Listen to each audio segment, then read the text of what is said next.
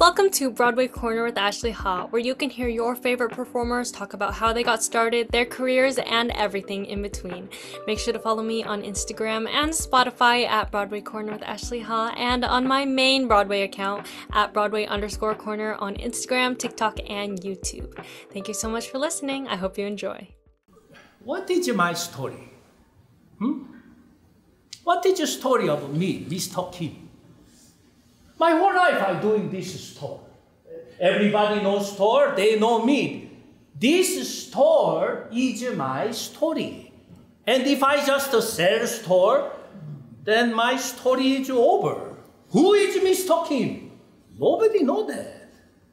You take over store, my story keep going. Hi everyone, welcome back to Broadway Corner with Ashley Ha. I'm so happy you are here, and today we are coming to you from the Wimberley Theatre in the Calderwood Pavilion, and we are talking to the writer and star of Kim's Convenience. He plays our favorite appa. It's Ins Choi. Hi Ins, how are you? Oh, good. It's a beautiful Boston day. We're just, taking in the beautiful weather before it gets a little too much.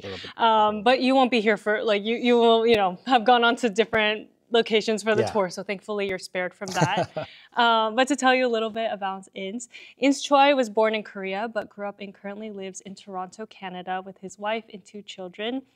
His debut play, Kim's Convenience, won the Best New Play Award and the Patron's Pick at the 2011 Toronto Fringe Festival. It then launched Soulpepper Theatre Company's 2012 season, toured across Canada, and was adapted into a TV series of the same name with Thunderbird Entertainment on CBC and Netflix for 5 seasons.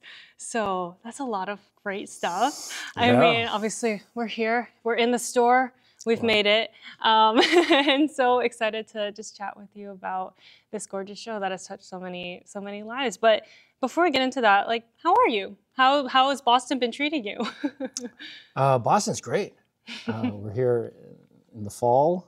My wife came; she was here last week, so we got to eat at some nice places: clam chowder, lobster rolls. The classics. The classics. Yeah. And the museums. Oh yes, there are a lot of museums. Such great collections here. Yeah, a lot of history stuff. Yeah. But yeah, can you just talk a bit about your background, where you grew up, and when you discovered theater? I grew up in Toronto. I was born in Korea. Nice. Discover theater. I know it's a big question. My dad is a pastor of a Korean church in Toronto, and I feel like churches are theater. And so I see my dad on stage in a costume, saying words that he wrote during the week and rehearsed, and often moving people to laughter, to tears, to action, and making the congregation feel like a community. And I feel like I kind of do the same thing. Mm-hmm. I'm on stage, I'm in a costume, and for at least an hour and a half, I think when good theater happens, the audience feels like they're part of a community, part of an event that will never be repeated. Mm-hmm. Yeah. It's all about this connection. Yeah. That like you said, will never happen again. No. As someone who's also an actor myself, it's learning about presence and just really being there for each other and taking in other people's stories as if, they were our own, I guess. Yeah, and I feel, with screens kind of being more and more in front of us, I feel a theater is one of the last bastions of real in the moment presence with a group, where there's let's say 300 people here, and they all see something on stage happen, and they all react with a laughter. Yeah.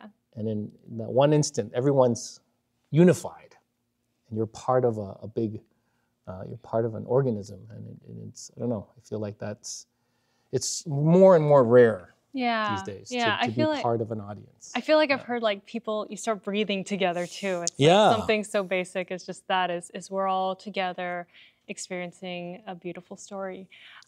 So where did this all begin? What was the spark that ignited Kim's Convenience? Unemployment. after I graduated from acting school, as you may know as well, here in Boston maybe, there weren't a lot of opportunities for people of color. I mean, this is like 20 years ago, so I guess a lot has changed. But, you know, it was Miss Saigon, South Pacific, King Pacific and over to I. King and I. And then the plays, you know, even in Toronto, we used to read a lot of Asian American plays. So there weren't a lot of, or there weren't any like Asian Canadian. I mean, maybe there were one or two, but it was very few. And not only that, but the mainstream theater companies weren't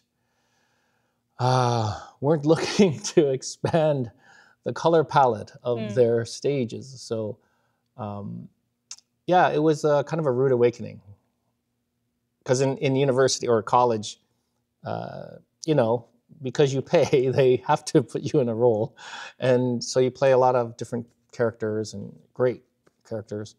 But then once you graduate, it's the real world. And sometimes it could be a rude awakening. Yeah. So that's kind of the beginning of why this Asian theater company in Toronto called Fujian started. And the founding artistic director, Nina Liakino, she started, she called me to be part of their playwriting unit. And then there were a bunch of, mostly actors. None of us were, you know, writers.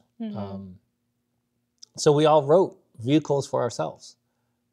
So yeah, when I say unemployment, that's true. Yeah.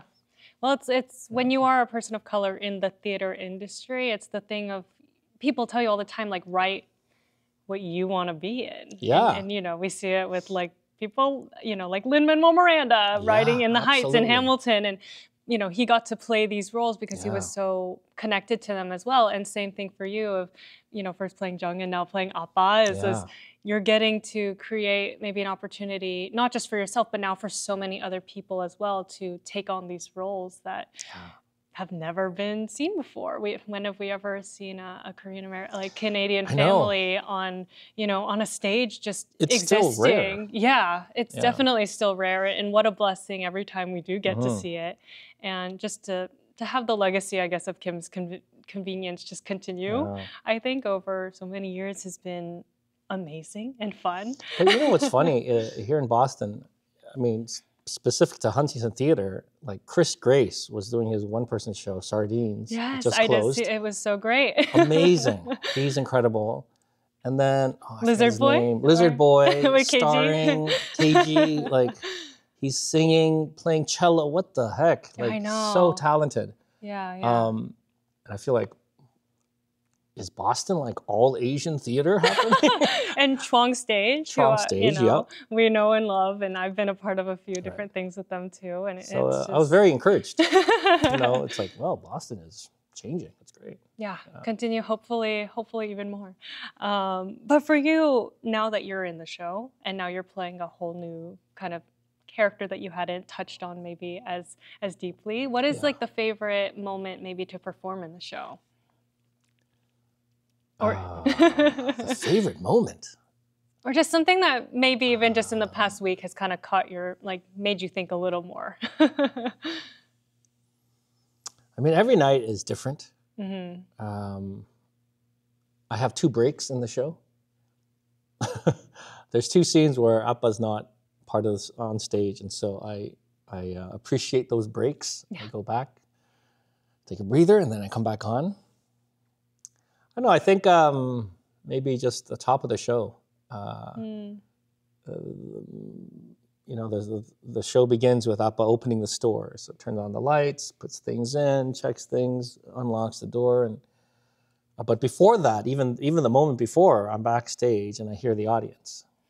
And I get excited because I hear them, there's murmuring, they're talking, and there's this sound of expectation. And then the lights dim, and and so I don't know, maybe that moment before is very special. Because I don't take it for granted, being on stage, you know, in front of 300-400 people who are waiting for a story and then delivering a good story. And I don't know, being part of a satisfying evening of theater. I don't know, I appreciate it. Yeah, and I loved that kind of beginning. I guess you could call it a sequence of just, like you said, the opening of the store. Yeah, like it's slow, it's quiet. Everyone's like, oh my gosh, what's gonna happen? what's happening? Yeah, no, I love those moments of stillness on stage because, you know, if you're watching it on a screen, it's a little different where you're kind of like, okay, this is boring, turn it off. But when you're in a theater, you're like, what's gonna happen next? Because also you're not gonna go. Yeah. So you're like, let's see where this ride kind of takes us. And yeah, I loved that opening moment and just the specificity of it. I think was really cool to observe. And yeah, hearing everyone just like take like a collective breath together, it changes a lot, I think, within you, even just with the anticipation. Did you see the show on opening? Or recently? Maybe a week ago.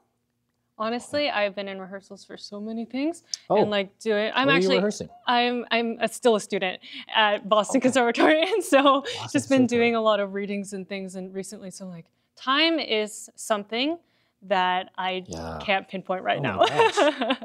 But yeah, and you're doing this. Yes, but this is something I love to do. So, but yeah, so I think it was maybe last Sunday, possibly, but it was great. Are you in your final year? I'm in my junior year. Junior year. What are you doing? Shows? Yeah. What shows? What's like some new work, and then in the winter I'm gonna get to do 25th annual Putnam County Spelling Bee, playing Marcy Park, a Korean American character. So yay, Asian roles for Asian people. But we're not here to talk about me. So let's talk more about you. Now, having played 2 of your characters from the show, like how does that kind of change how you see it as the writer? It was a very kind of normal experience. It wasn't. I don't know. It just seemed very appropriate that I would take on. So this happened like maybe 2 years ago when I played Appa for the first time. There was a writer's strike, and I had kind of stepped back from acting. From acting to focus on writing, and then there was pandemic stuff and the writer's strike, and around that time, a friend of mine who's a really good actor. He's an older actor, and he was diagnosed with Alzheimer's, so he stopped acting right away. And I kind of felt like, oh. And then I got an offer to play Appa. A theater company wanted to do the play and wanted me to play Appa. And because I guess I looked old enough now, which is fine. And so I took that moment to kind of think, what am I waiting for? Maybe I don't have a job, so might as well take this opportunity to play this role that I always wanted to play, but was waiting for some reason. So stepped into it, and it was just kind of very normal. And then there were a few other productions, and then this is the latest. So I don't know, it doesn't really affect me as a writer, but I do get to, I know, I feel like I had a full circle kind of experience. I guess it's like, I don't know, I guess it's like any other play, or not any other play, but where there's a young character. You know, if you played Hamlet and then you're playing Claudius or the father, or Biff, and then you play, Willie Loman. You kind of see the play from a different angle, and it's kind of it makes it more. It's I guess a fuller experience. And so you were an actor first and foremost, and then kind of came into writing later on? Yeah, I went to school for acting, and I wrote, I don't know if I was a writer first. I wrote songs and poems when I was younger, and never shared it with anyone. It was too, sorry. Oh, you're good. It's too vulnerable to share your work. But I think through acting school, I kind of overcame my shyness, and then so I don't know. So then I just kind of stumbled into playwriting. Yeah. Well, a fun one is my uncle married a Canadian. He now lives in Paisley, Ontario. Paisley? So tiny. I've actually still never been there, but it's tiny little town. They actually run a convenience store called Soggy's Stop and Shop. So what advice do you think Appa would give them on running their store? Oh, yeah, Appa's he's got to see the store first, see what condition it's in. And, but Paisley, I've never even heard of that town. Yeah, we'll have to look it up on the map later. It's a tiny, tiny town, maybe like a couple thousand people, but I don't know. I don't know what advice he would give. I think he would respond to seeing something in the store. I mean, if it's a small town, I could see Appa advising to expand, like to. He may be the only Asian in that town. Yeah, well. So then to have like. I'm trying to find if there was a picture, but like this is my uncle and my aunt. Oh yeah, and beef patties. And I know they have a lot of different like things that are unique in a lot of Asian kind of things. But they have Asian like products. Yes, they have a lot of that's Asian what products. I think that's what Appa would advise. This is their little store. Soggies. Soggies. I think it's like a dragon was their kind of Soggies. But yeah. Cool. So that's their little store. But I'm sure Appa would, give them tons of different things on running it and corner the market on anything Asian. If it's a small town. I know they have a lot of different ramen and things and drinks. Because I remember I lived in a small town once, and there was like Asian food was hard to come by in that town, and I was acting in it, but it was like, oh man, where are the flavors? Yeah. And I can see the Shin Ramyun right here. Yeah, that'll do in a pinch. But how do you think you discovered your Appa? Like, is he kind of based on anyone in your own life? Not directly. I think it's based on. He's a lot like my uncle. I have a few uncles, and it's a bit of an amalgam of many of them. I have. At the church, my dad's church, there were all these men. So I grew up surrounded by these men who would, kind of strict, kind of like my way or the highway type of men, and they'd have a pager and then like a cell phone and their bat belt. But I remember hearing stories of them, interacting with customers, and so I think it just picked up. I just picked up the accent and picked up their mannerisms and kind of fueled it together.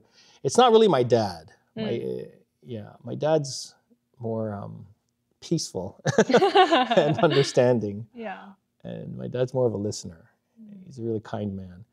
But Appa's a bit more rough. He speaks and acts before he thinks sometimes. It can help us or hurt us. Yeah. Two sides to everything.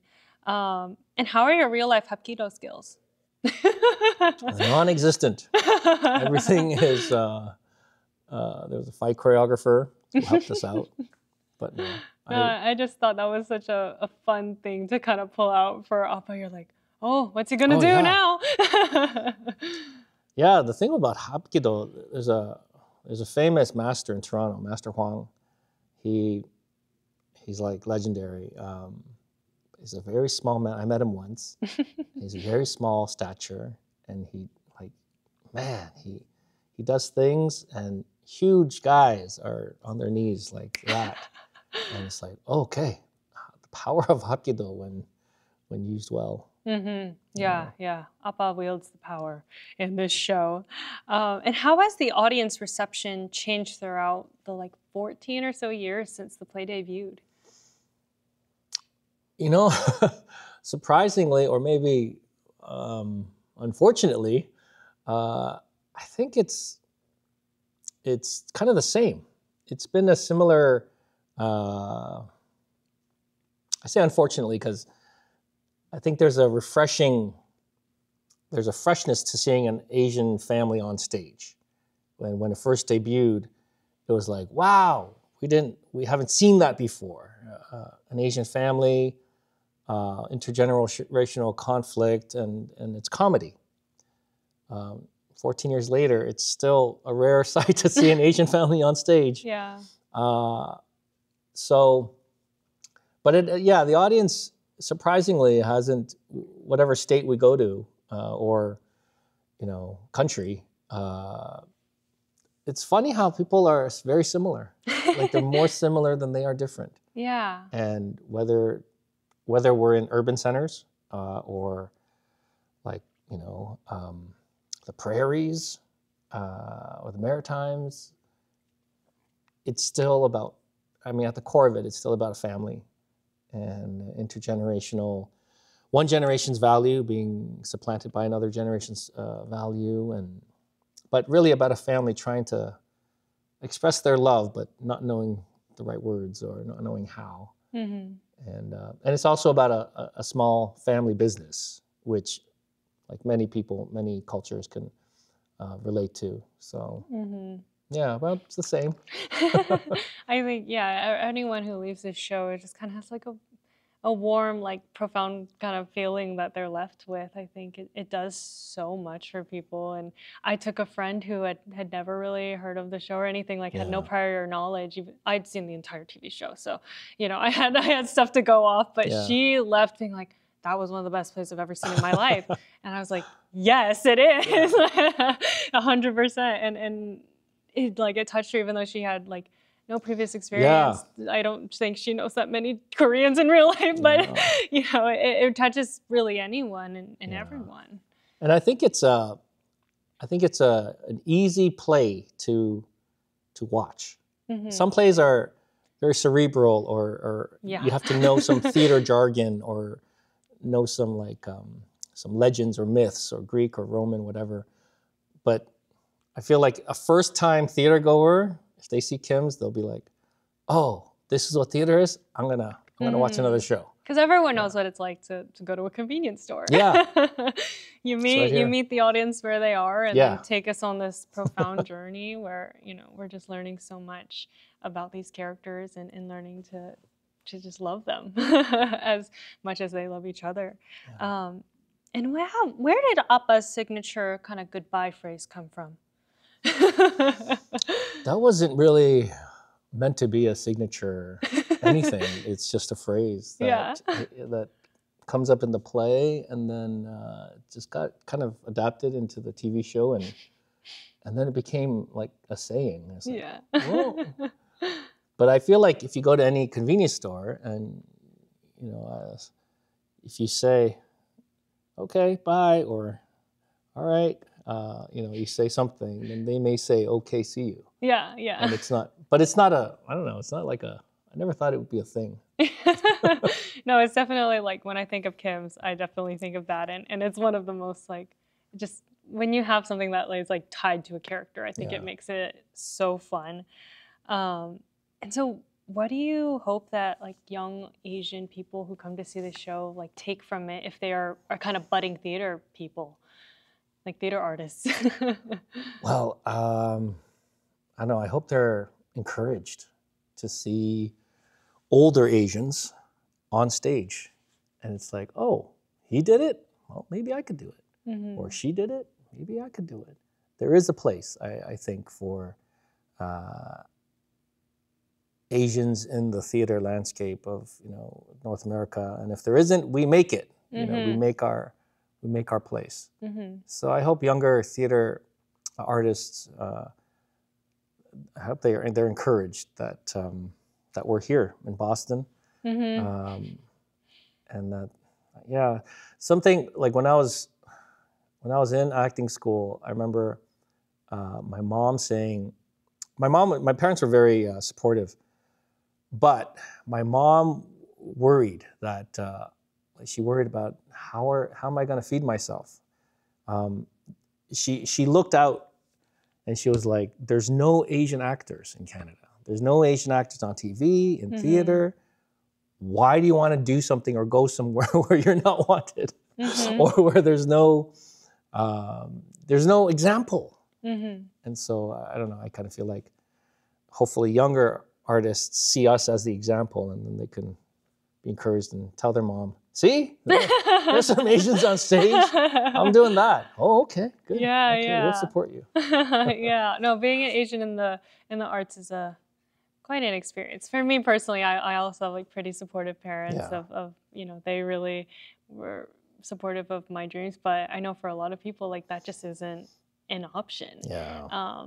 And so I'm so excited that you're going so many different places, Yeah. around North America, and just exposing so many more people to the story, and being like, hey, look at Asians can just exist and Yeah. be on stage and do these amazing things. Yeah, we just came from San Francisco, ACT. Now we're in Boston.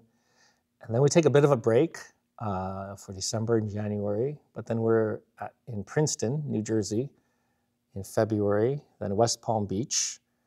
And then we're in LA, the mecca of Koreatowns. And then we end our tour in San Diego. Mm. And then who knows after that? Yeah, Maybe Broadway or... Yes, please.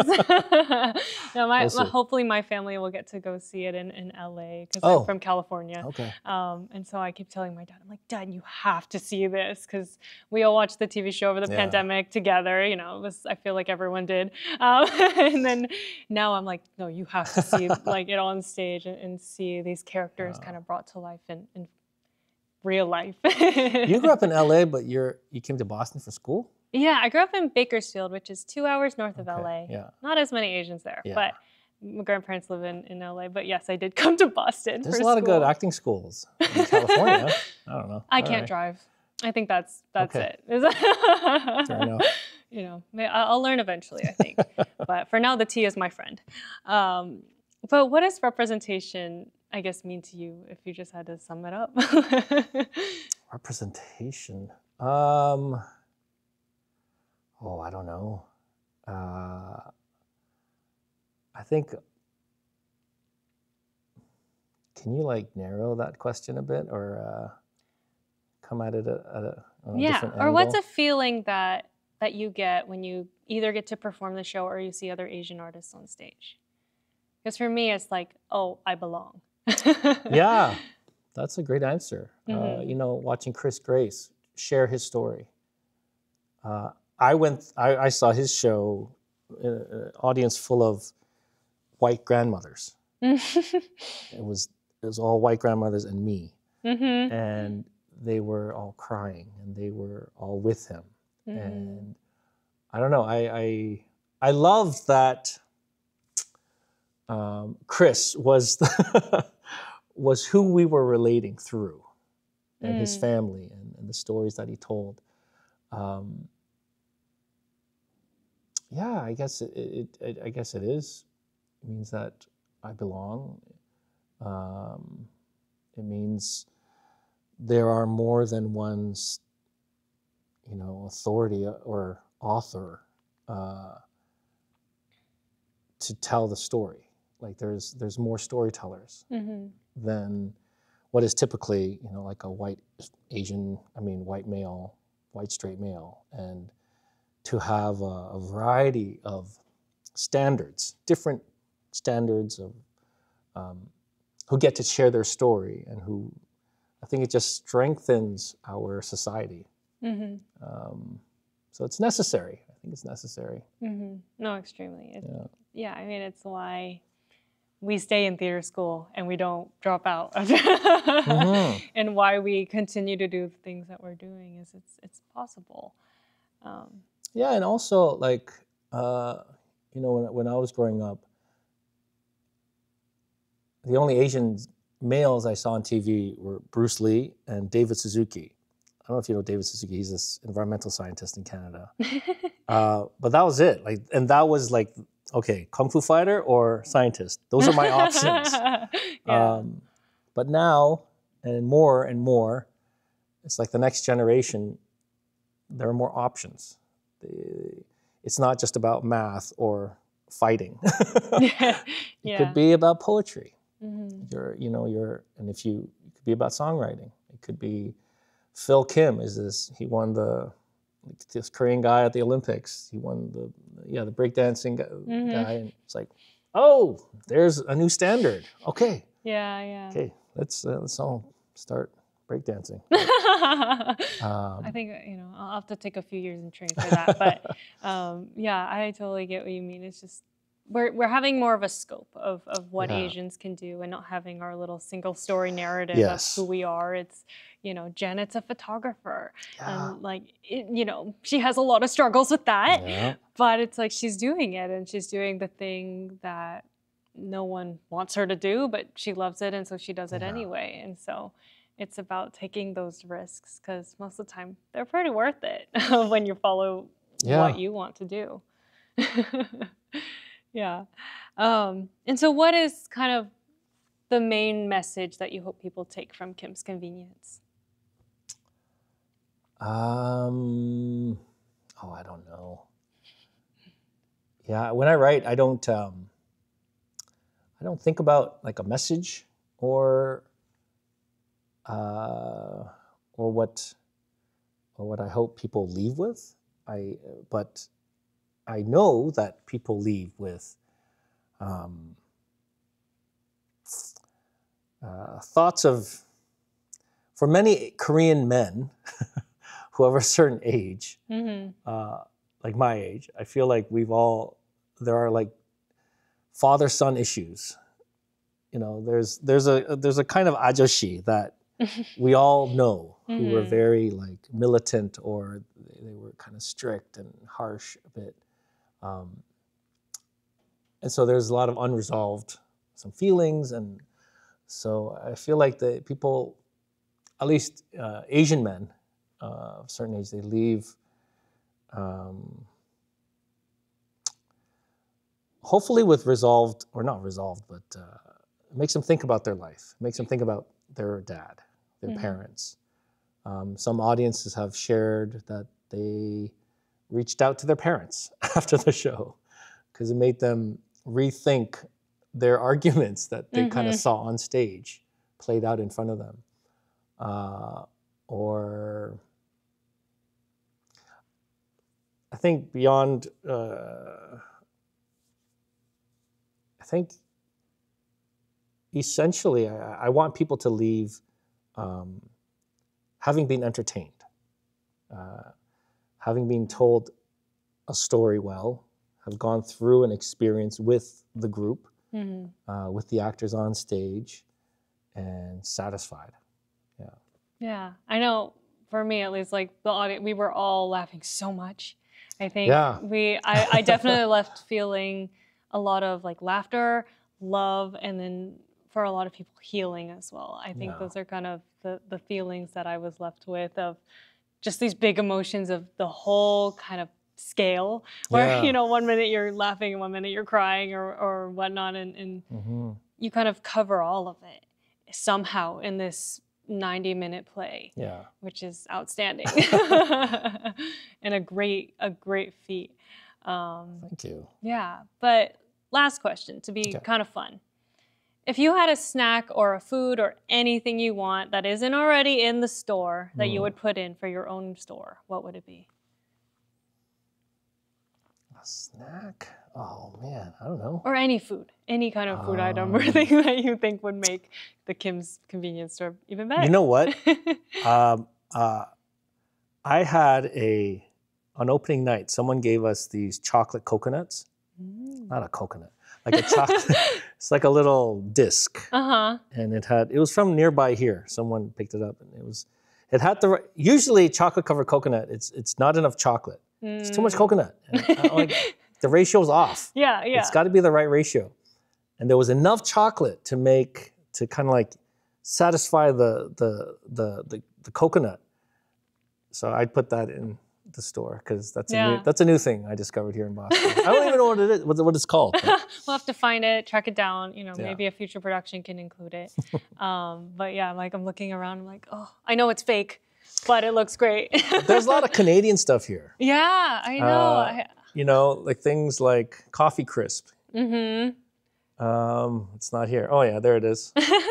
And then like we have milk in bags. Oh yeah, yeah. Have you been to Canada? I have once for my uncle's wedding. Gotcha. But I remember eating like poutine, and they gave us candy and all that stuff. And Yeah. I need to go back desperately. it's so fun, and like There's slight differences, and I like American candy as well. Yeah. But I love all the small Canadian touches, I think, in the show. See the bounty? Uh-huh. It's too much coconut. It's chocolate. Like that is way too much coconut. And then the chocolate's just like a thin thing. So now we really need to go find that one and replace the bounty to complete Kim's convenience of this great store. Thank you so much for being here. It's been a pleasure chatting with you. Yeah, and likewise. you know, Kim's is running, I believe, till the end of the month. Till November 30th. And if you're not in Boston, there are plenty of other locations and dates that you can go and see it. I'm so excited for really the whole country to go and see the show, especially people in California, because a lot of Asians are in California. So, you know, get ready, I guess. But yeah, thank you so much for being here. Thank you so much for listening, and I hope you have a great day. Bye. Bye. You've been listening to Broadway Corner with Ashley Haw. Thank you so much for tuning in. I'll see you next time.